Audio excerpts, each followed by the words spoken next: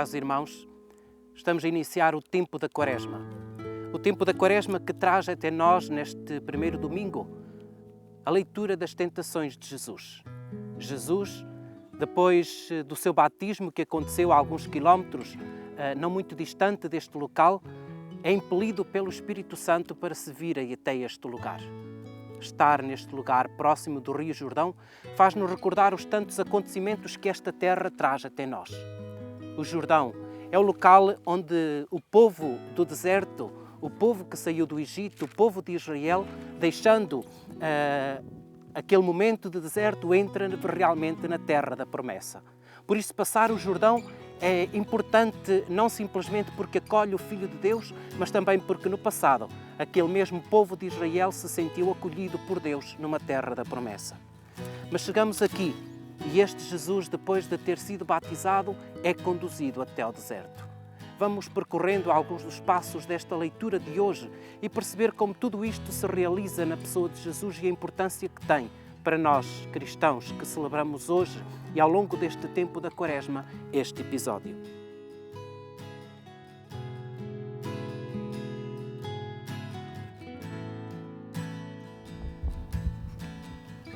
Então o Espírito conduziu Jesus ao deserto a fim de ser tentado pelo diabo. Jejuou durante 40 dias e 40 noites e por fim teve fome. O tentador aproximou-se e disse: Se tu és o Filho de Deus, ordena que estas pedras se convertam em pães. Respondeu-lhe Jesus: Está escrito, nem só de pão vive o homem, mas de toda a palavra que sai da boca de Deus. Então o diabo conduziu à cidade santa e, colocando-o sobre o pináculo do templo, disse-lhe: Se tu és o Filho de Deus, lança-te daqui abaixo, pois está escrito: dará o teu respeito ordens aos seus anjos, eles suster-te-ão nas suas mãos, para que os teus pés não se firam em alguma pedra. Disse-lhe Jesus: Também está escrito, não tentarás o Senhor teu Deus. Em seguida, o diabo conduziu a um monte muito alto e, mostrando-lhe todos os reinos do mundo com a sua glória, disse-lhe: Tudo isto te darei, se prostrado me adorares. Respondeu-lhe Jesus: Vai-te, Satanás, pois está escrito, ao Senhor teu Deus adorarás e só a Ele prestarás culto. Então o diabo deixou e chegaram os anjos e serviram. Começa por dizer precisamente que Jesus vem para este lugar impelido pelo Espírito Santo.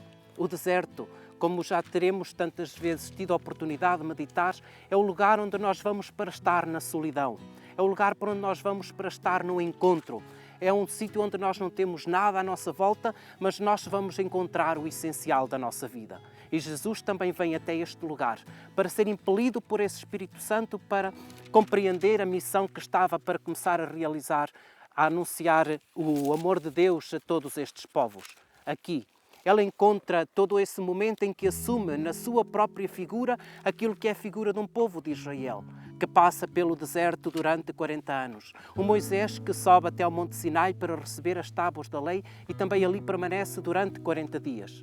Encontramos a figura de Elias, que também caminha durante 40 dias e 40 noites até ao Monte Horebe. Daqui a uma semana, quando celebrarmos o dia da Transfiguração, vamos encontrar precisamente estas duas personagens bem presentes naquele momento, Moisés e Elias. Então Jesus assume na sua própria vida, assume na sua própria forma de estar, assume na sua própria missão, um renovar aquele convite de Deus a ser aliança com o seu povo. Mas apesar do povo no deserto ter desfalecido, ter caído tantas vezes na tentação de negar Deus da sua vida, Jesus aqui, neste lugar, no deserto, quer dizer-nos que hoje, tal como no seu tempo, é possível dizer não às tentações.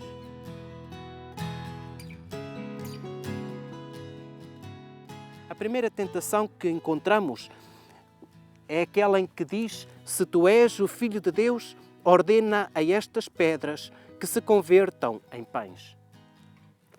Iremos começar logo desde o princípio a ver que o demónio, esta figura que nós muitas vezes vemos na nossa vida com aquela caricatura de um monstro com os seus cornos, com o seu cajado na mão, muitas vezes não é assim. porque na nossa vida o demónio não vem dessa forma tão caricata como nós o vemos. O demónio muitas vezes vem até na figura de um anjo, e se nós vemos as representações do demónio nas nossas catedrais, nós encontramos várias vezes o demónio a ser caracterizado como um anjo, aquele que parece que quer o nosso bem, aquele que parece que está do nosso lado, mas que muitas vezes simplesmente nos quer afastar daquele que é o projeto de Deus a nosso respeito. Então nós vemos aqui este demónio a utilizar a palavra de Deus. Vejam que bonito. Utiliza a palavra de Deus para tentar o próprio Deus. Mas a verdade é que Jesus, na sua capacidade de estar contra aquela que é a vontade do demónio de afastá-lo de Deus, utiliza também a palavra de Deus. E diante desta primeira tentação, em que o demónio lhe diz: se tu és verdadeiramente o Filho de Deus, manda que estas pedras se transformem em pão. Jesus diz-lhe: nem só de pão vive o homem, mas vive de toda a palavra que sai da boca de Deus. Esta tentação que representa a tentação do ter, a tentação que nós muitas vezes temos de ter tudo à nossa volta. Ter, ter e ter. Tantas vezes olhamos para aquilo que são as coisas materiais e pensamos nisso como o absoluto da nossa vida. Jesus vem dizer que isso não é o absoluto da nossa vida. São importantes, é verdade, nós temos de comer, como Jesus também sentiu fome. Mas não podemos pensar que isso é o absoluto da nossa vida. Nós temos de ter dinheiro, é verdade, a nossa vida não se faz sem isso. Mas não podemos pensar que isso é o absoluto da nossa vida. Então nós vemos aqui nesta atitude de Jesus dizer-nos que o nosso coração tem de ir muito mais além desta vida biológica e materialista. Temos de olhar para aquilo que é a nossa vida espiritual e perceber que a palavra de Deus tem de nos alimentar.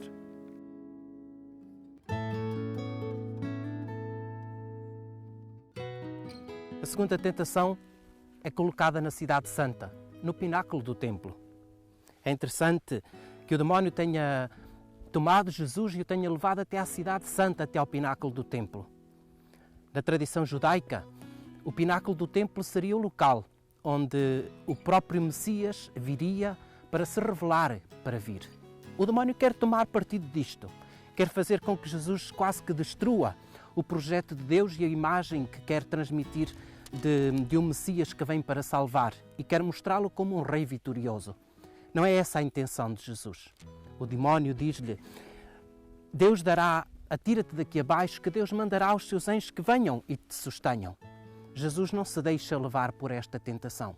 É a tentação do ser mais do que aquilo que deve ser. Jesus diz-lhe: não tentarás o Senhor teu Deus.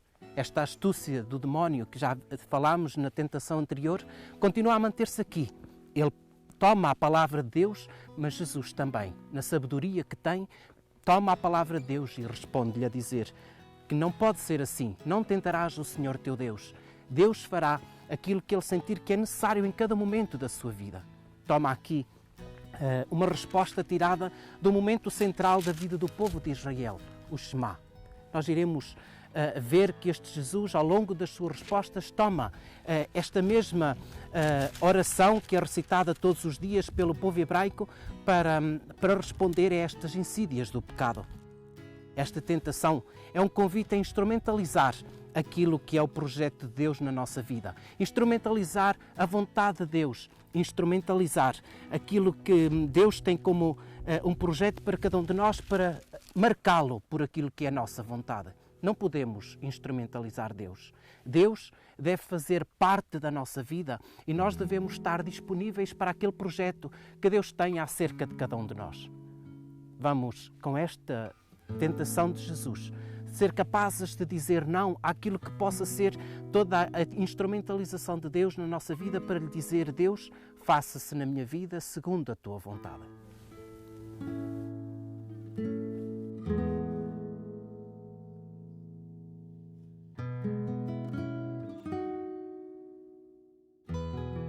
Em seguida, o diabo conduziu-o a um alto monte.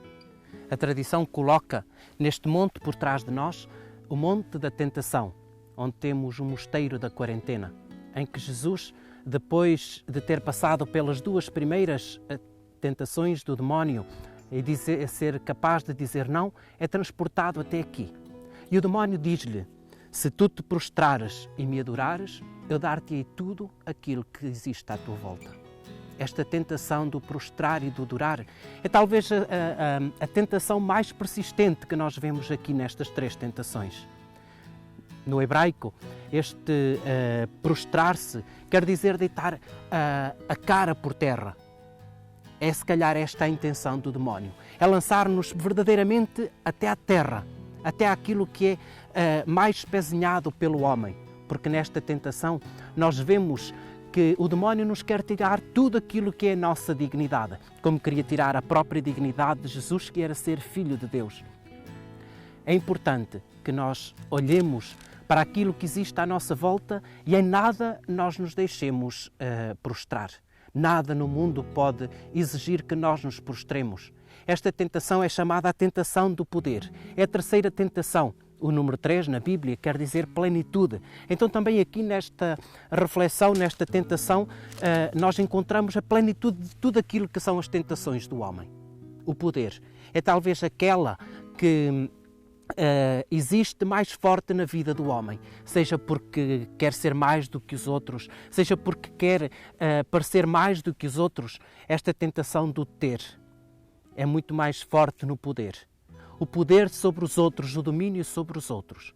É importante que nós sintamos que nenhum poder usado em benefício próprio é qualquer coisa de bom na nossa vida. O poder, nem quando usado em nome do próprio Deus, é uma coisa boa.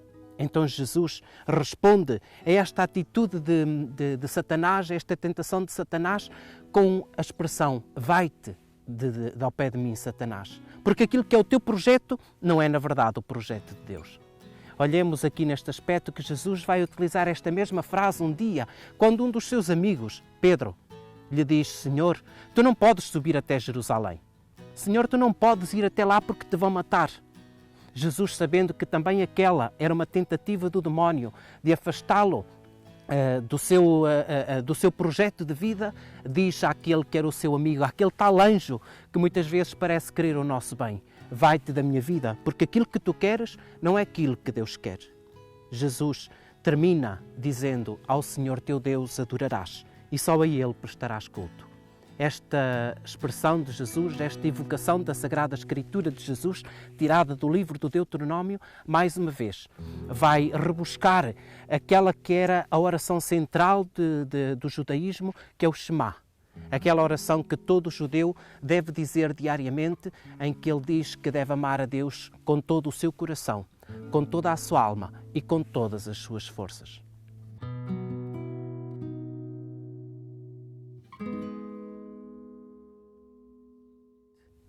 Que pela observância quaresmal alcancemos maior compreensão do mistério de Cristo e a nossa vida seja dele um digno testemunho. Por nosso Senhor Jesus Cristo, vosso Filho, que é Deus convosco, na unidade do Espírito Santo. Uma boa semana da Quaresma.